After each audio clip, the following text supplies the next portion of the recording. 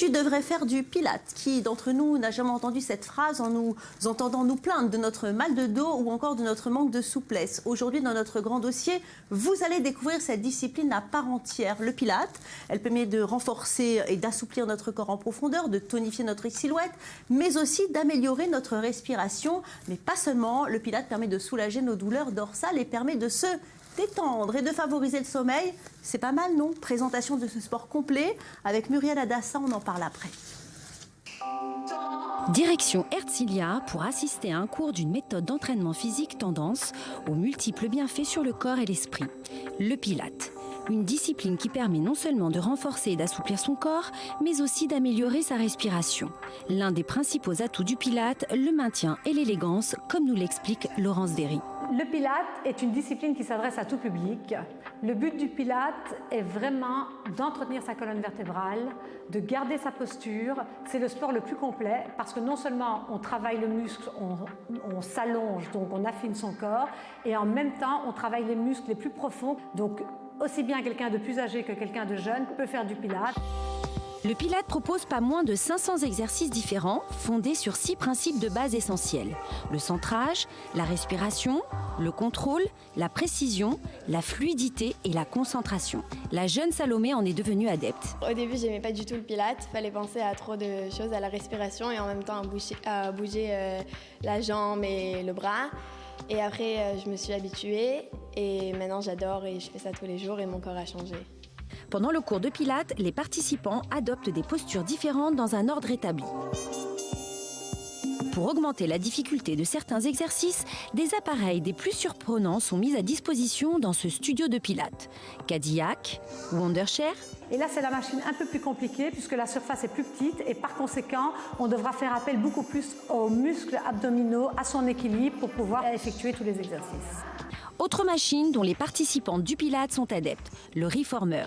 Un lit monté sur ressort muni d'un plateau coulissant, de poulies et d'autres accessoires. Le Reformer est la machine la plus courante au niveau du Pilates. On la trouvera plus ou moins dans tous les studios de Pilates et qui permet de nous faire une multitude d'exercices. Donc on peut très bien se coucher sur le lit, être debout, être à genoux. Et ça permet donc d'être sur une surface instable et par conséquent de solliciter des muscles qu'on ne peut même pas soupçonner qu'on a dans le corps. Des ressorts adaptables permettent à chacun de pratiquer le Pilates à son niveau. Ils offrent une résistance contrôlable et une assistance au mouvement. Il y a 4 types de ressorts qui correspondent à des intensités différentes et en fonction des exercices, on décide de mélanger les couleurs ou de rester juste sur une couleur ou même sans ressort du tout. Cette gym douce a 2 objectifs bien précis. Renforcer les muscles du centre du corps, responsables de la posture. Une fois ce travail réalisé, les douleurs dorsales seront diminuées, voire éliminées. Le Pilates est une discipline qui permet à certaines personnes qui peuvent avoir des douleurs au niveau des lombaires ou des douleurs au niveau de cervical de reprendre une activité physique en soignant ces douleurs, en apprenant à connaître son corps tout en se musclant et en se faisant du bien. Le deuxième objectif, créer l'harmonie entre le corps et l'esprit en optimisant la conscience de son corps, de sa force et de ses limites pour mieux s'en servir. J'ai choisi la pratique du Pilates parce que c'est une discipline très complète. On pratique en douceur un maximum de muscles. Ça m'apporte beaucoup de bien-être et je me sens plus forte. Formidable anti-stress, le Pilates permet donc de prendre soin de soi. Une méthode de renforcement musculaire tout en douceur. Et en plateau avec moi, Laurence Derry. Bonjour Laurence, vous êtes coach, merci d'être là aujourd'hui. À vos côtés, Douglas Ayache, bonjour, vous êtes ostéopathe. Et puis vous, Muriel Adassa, bonjour, c'est vous qui nous avez proposé ce grand dossier. Donc on l'a vu dans le reportage, il y a de nombreuses machines et c'est des machines qui sont particulières. C'est pas du tout celles qu'on trouve dans les salles de sport. Par qui ont-elles été créées? Par qui et surtout, vous allez voir, dans des circonstances très surprenantes comme ces machines. Eh bien par Joseph Hubertus Pilates, qui est né en Allemagne en 1880, d'un père gymnaste et d'une mère naturopathe. En fait, sa santé est fragile. Il souffre d'une malformation du thorax et il souffre aussi d'asthme. C'est un enfant chétif, mais il décide de ne pas se laisser faire. Alors très tôt, il se passionne pour l'anatomie et il consacre aussi énormément de temps à observer les animaux, à leur façon de se mouvoir, leur souplesse. Il prend beaucoup exemple sur eux et il décide donc de commencer à s'entraîner pour améliorer sa condition physique. Et vous allez voir un petit peu plus tard, sa persévérance et son son acharnement, eh bien, viennent à bout de ses faiblesses, puisqu'il va devenir un sportif accompli. Et puis, il a compris que la santé mentale et physique sont réellement liées. Donc, il va travailler, il va inventer ses petits exercices dans une situation un petit peu difficile, parce qu'en 1912, il déménage en Angleterre. Et puis là, la Grande-Bretagne rejoint la Première Guerre mondiale. Donc, comme tous les citoyens allemands résidant au Royaume-Uni, il s'est fait prisonnier en tant qu'étranger ennemi dans un camp d'internement. Et c'est à ce moment-là, donc malgré les circonstances difficiles, qu'il met en place les fondements de la méthode du Pilate telle qu'on les connaît aujourd'hui. Il commence même à entraîner ses compatriotes prisonniers à partir des exercices qu'il conçoit. Et l'objectif de ce programme, c'est bien de développer la force et la souplesse sur des exercices associant le mental pour qu'ils puissent tenir à cet emprisonnement. Et il commence même à s'occuper en fait de soldats blessés qui sont alités, qui ne peuvent pas bouger. Et c'est là que lui vient l'idée de ces fameuses machines. Donc là, il démonte des lits superposés, il prend des ressorts du sommier et puis il fait tout un truc et il crée ces appareils à des fins de rééducation. Et l'efficacité de sa méthode devient évidente parce que la condition physique des prisonniers était très importante, était vraiment là, puisque pendant la grosse épidémie de grippe en 1918, il n'y a eu aucun décès dans ce camp où les conditions étaient pourtant difficiles. Et puis après, un peu plus tard, il est libéré, il retourne aux États-Unis et il ouvre son studio. Bon, alors, en tous les cas, ça traverse les générations et le temps. Laurence, en ce moment, le Pilate, c'est super tendance. Oui, effectivement. Depuis ces quelques années, ces dernières années, le Pilate est de plus en plus populaire.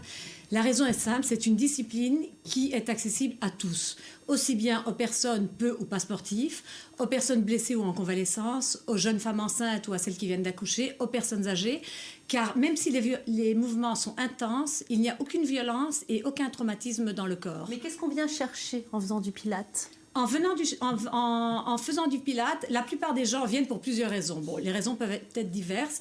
La première raison est d'essayer d'allonger la silhouette, d'avoir une silhouette plus allongée et plus svelte. Ensuite, on veut travailler sur le maintien de la posture, sur un ventre plat et pourquoi pas perdre quelques petits kilos superflus. En ce cas, on a l'impression que les femmes sont très attirées par le Pilate. On ne voit pas du tout dans votre cours des hommes. Qu'en est-il des hommes ? Ils pratiquent le Pilate ? Non. Il est vrai que majoritairement, ce sont les femmes qui se mettent au Pilate, mais de plus en plus d'hommes viennent au Pilate car ils se rendent compte qu'un homme est beaucoup plus raide qu'une femme. Et donc, ils se rendent compte qu'en faisant des sessions de Pilate, ça lui permet d'assouplir notamment les muscles des hanches et des fessiers, de travailler sa flexibilité et puis également de travailler un ensemble pratiquement l'ensemble des groupes musculaires du corps et non pas un muscle isolé comme il pourrait le faire en salle de sport. Alors vous, Douglas Ayache, vous êtes ostéopathe. Est-ce que vous recommandez cette discipline ? Alors, à mes patients, je leur recommande fortement cette discipline. Tout dépend de la nature du motif de consultation qui viennent à moi. Oui. Mais c'est vrai que suite à un traitement, il est intéressant de conseiller aux patients de soigner un petit peu sa posture et le Pilate est une discipline qui justement peut offrir à mes patients un nouveau maintien pour éviter que le mal de dos se revienne après plusieurs semaines. Quels muscles on sollicite avec le Pilate ? C'est les muscles qui sont profonds, c'est-à-dire ceux qui sont directement rattachés à la colonne vertébrale. Oui. Est-ce qu'on peut remplacer une séance d'ostéopathie par du Pilate ou bien c'est complémentaire ? Alors non, une séance d'ostéopathie ne remplace pas le Pilate et le Pilate ne remplace pas une séance d'ostéopathie. C'est deux disciplines totalement différentes mais complémentaires. Oui. L'ostéopathie est vraiment là pour enlever tous les blocages qui peuvent avoir une répercussion sur la douleur. Et le Pilate est là justement pour renforcer ce maintien, un renforcement musculaire, agir sur un peu la flexibilité des articulations pour que le mal de dos ou un autre type de douleur ne survienne pas après plusieurs mois. Parce que c'est vrai que l'ostéopathie, c'est quand même un rapport qui est très humain, que le Pilate, il y a beaucoup de machines. Comment elles réagissent justement ces personnes qui font du Pilate face à ces machines ? On a l'impression que c'est des machines compliquées quand même, voire même des machines de torture. On a vu un pied attaché, et puis c'est difficile. Non, il est vrai qu'au départ, quand on arrive, on voit les machines, on a un petit peu d'appréhension parce qu'on ne comprend pas beaucoup.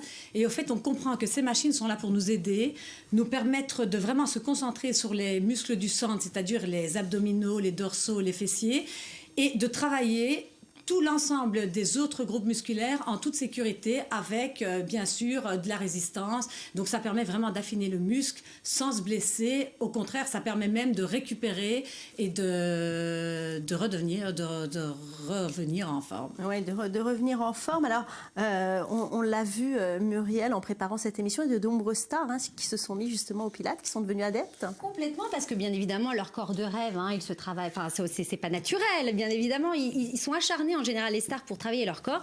Donc, de Lady Gaga à Jennifer Aniston ou bien encore Madonna, une armée de célébrités ont totalement adopté cette méthode pour sculpter ce fameux corps tonique devant les caméras, se détendre et se déstresser. Vous avez par exemple Katie Holmes qui a décidé de faire le Pilate en complément d'un régime qu'elle post-grossesse en fait pour perdre ses kilos et retrouver sa silhouette d'origine. Vous avez Reese Witherspoon qui est en temps normal fan de jogging et bien a trouvé en la méthode du Pilate un parfait complément pour sculpter ses formes en douceur et travailler sa souplesse. La sublime quadragénaire Nicole Kidman, eh bien elle a une devise, c'est Pilate un jour, Pilate toujours. Et puis même Mick Jagger, voilà, on a enfin un homme qui est un adepte du Pilate et parce que cette rockstar connue pour avoir brûlé la chandelle par les debout, eh bien il s'est calmé depuis les années 80 grâce au Pilate. Bon, il faut qu'on s'y mette. Oui, combien de séances pour arriver à des résultats? Écoutez, comme le disait Joseph Pilate, après 10 séances, on sent le changement. Après 20 séances, on voit la différence et après 30 séances, on a un corps de rêve. Allez, on va s'y mettre. Merci Laurence d'être intervenue dans notre émission. Alors on parle de mal de dos comme de mal du siècle tant ce trouble est répandu. Pour autant, le mal de dos ne désigne pas une maladie en particulier, mais bien un ensemble de symptômes qui peuvent avoir de multiples causes, graves ou non, aigus ou chroniques, inflammatoires ou mécaniques. Vous en souffrez peut-être. Le mal de dos touche de très nombreux adultes. Il doit être traité pour ne pas dégénérer. Du simple massage à l'opération chirurgicale, la santé du dos exige parfois bien des efforts. Regardez. Le mal de dos est-il le mal du siècle? Les données scientifiques ont démontré que 80% des êtres humains seront amenés à souffrir d'un mal de dos au cours de leur vie.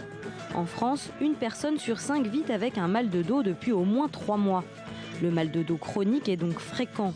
Beaucoup de facteurs expliquent son existence. Prise de poids, mauvaises chaussures, mauvaise posture, autant de causes qui peuvent porter atteinte à la santé du dos. Dans la majorité des cas, la cause n'est pas identifiée. Il existe communément 2 types de mal de dos. Le mal de dos d'origine mécanique et le mal de dos d'origine inflammatoire. Le mal de dos a toujours des conséquences significatives sur la vie quotidienne, sommeil perturbé, activité professionnelle entravée et vie personnelle limitée. C'est le mal de dos mécanique qui est le plus fréquent. Douleur lancinante ou vive, ce mal s'intensifie avec l'effort et diminue avec le repos. Il est souvent dû à un effort physique trop important ou à un traumatisme. La maladie la plus répandue est la lombalgie, aussi appelée lombago. Elle touche le bas du dos et est souvent due à un choc musculaire, comme le fait de soulever des charges trop lourdes. Mais d'autres pathologies existent aussi. Hernie discale, tassement vertébral, voire malformation congénitale. Mais pour une personne sur 20, c'est une inflammation qui est la cause du mal de dos chronique. Ses caractéristiques sont bien spécifiques, apparition avant 40 ans, l'exercice atténue ces symptômes et les douleurs peuvent être nocturnes. Le mal de dos inflammatoire est généralement causé par des maladies auto-immunes, c'est-à-dire des maladies où le corps s'attaque lui-même à ses propres tissus sains. D'autres causes peuvent être à l'origine du mal de dos, comme une infection rénale ou gastro-intestinale, un rhumatisme inflammatoire ou très rarement des tumeurs. Pour soulager les dos douloureux, le repos est de mise. Un traitement médical à base d'antalgiques, d'anti-inflammatoires et de relaxants musculaires est aussi envisageable. Une opération chirurgicale est nécessaire quand une hernie discale devient compressive. Mais avant ces extrémités, pour soulager les maux de dos, rien ne vaut un massage décontractant, une séance d'acupuncture, le choix d'un matelas adapté ou tout simplement un peu d'exercice physique pour se remuscler le dos. Alors que j'accueille Joël Lévy, vous n'avez pas mal au dos, mais vous soignez des personnes qui ont souvent mal au dos parce qu'ils en ont plein le dos. Oui. On parlera psychologie dans quelques instants. Muriel, beaucoup de personnes qui souffrent de douleurs au dos avec des chiffres qui sont super éloquents. Oui Valérie, selon une étude publiée en 2014, eh bien, les douleurs de dos sont la première cause d'incapacité dans le monde. Les douleurs lombaires concernent 10% de la population mondiale et représentent un tiers des invalidités provoquées par le travail. En France, par exemple, aujourd'hui, aujourd'hui, un cas de lombalgie sur 5 donne lieu à un arrêt de travail. Le mal de dos est vraiment la douleur la plus fréquemment ressentie puisqu'elle touche 50% des Français, mais c'est aussi l'une des moins bien traitées. En effet, 31% des personnes sujettes au mal de dos affirment que leur douleur n'est que partiellement soulagée, 70% déclarent qu'elles vivent avec la douleur depuis plus d'1 an et 64% ne cherchent plus de solution et attendent que la douleur disparaisse d'elle-même. Alors même si beaucoup de Français composent avec leur mal de dos chaque année, eh bien 6700 Français sont arrêtés pour plus de 6 mois parce que leur lombalgie s'est durablement installée. Alors bien évidemment, ces arrêts sont longs, coûtent cher à la sécurité sociale puisqu'ils représentent 24% du total des indemnités journalières versées chaque année, soit environ 3 millions d'euros. Donc parmi les actions prévues par l'assurance maladie en 2017, eh bien, figure un programme ciblant les lombalgies avec pour objectif de réduire les arrêts de travail et éviter le mal de dos chronique. Alors, vous avez décidé de vous prendre en main et vous comptez aller voir un ostéopathe. Est-ce que c'est efficace, Douglas, l'ostéopathie pour soigner le mal de dos? L'ostéopathie est efficace pour soigner le mal de dos. L'ostéopathie a eu une très mauvaise réputation pendant très longtemps. Pourquoi ? Parce que à la base, c'était des rebouteux de village, on faisait craquer, les gens avaient vraiment l'appréhension d'aller voir un ostéopathe. Et mais ça, c'est pas les chiropracteurs plutôt ? C'est des cousins.